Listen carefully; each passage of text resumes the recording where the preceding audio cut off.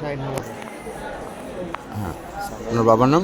আমার বাবার নাম মৃত আব্দুল রফ হলাদার। আচ্ছা, আপনার বয়স কত? আমার বয়স হচ্ছে 38। আপনি পেশা? আমি ছোটোখাটো একটু ব্যবসা করি।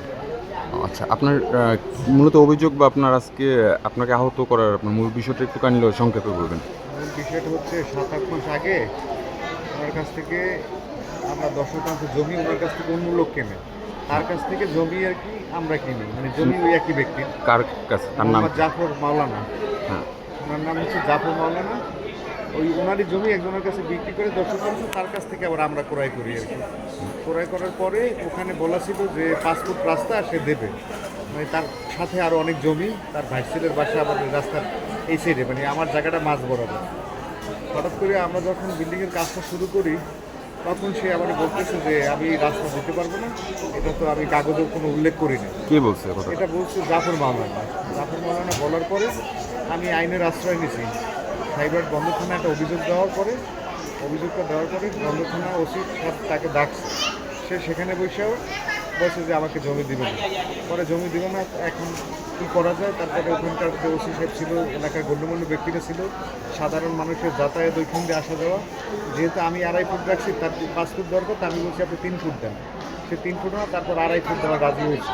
ওইখানে বসে সব কাগজপাতি সব থানায় বসে সব কমপ্লিট হওয়ার পরে সে লিখিত দিয়ে আসছে। ওই লিখিত দিয়ে আসার পর থেকেই তার ক্ষোভ আমার উপরে, আমাকে মারবে কখন, আমাকে একা পাবে কখন। এই লিখিতটা কবে হয়েছে? এই লিখিতটা হয়েছে 7-8 মাস আগে বন্দর থানায়। আচ্ছা স্টাম্পে ডিড হয়েছে 300 টাকার স্টাম্প। আচ্ছা।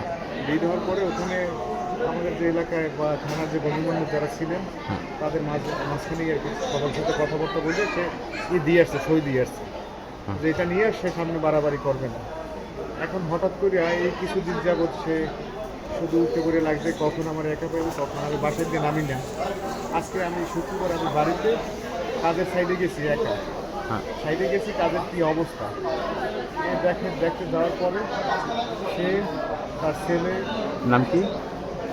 তার ছেলের নাম শুভ, তার নাম জাফর, তার ভাই ছেলে তো পাশেই বাসা, আমি যেখানে কাজ করি।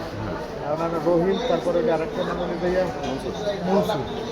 এরা সাপল দাহান তারপরে আতিল দিয়ে আমার অতর্কিত হামলা করছে, আমার হাত আমার কোপ দিচ্ছে, আমি কোপ ঠেকাইছি, আমার মাথার কাছে আঘাত করছে, প্রচণ্ড আঘাত। আমি ওটা ন্যায্য বিচার চাই। আমি যদি কোনো অন্যায় করে থাকি আমার বিচার হোক, আর যদি সে অন্যায় করি তাহলে তার বিচার হোক। এটা সত্যি না মিথ্যা সেটা এলাকার মানুষ আছে, তাদের কাছে জিজ্ঞেস করে প্রমাণ করে সুষ্ঠু তদন্তপূর্বক আমি সুষ্ঠু তদন্ত চাই, এটা সুষ্ঠু বিচার চাই। ধন্যবাদ।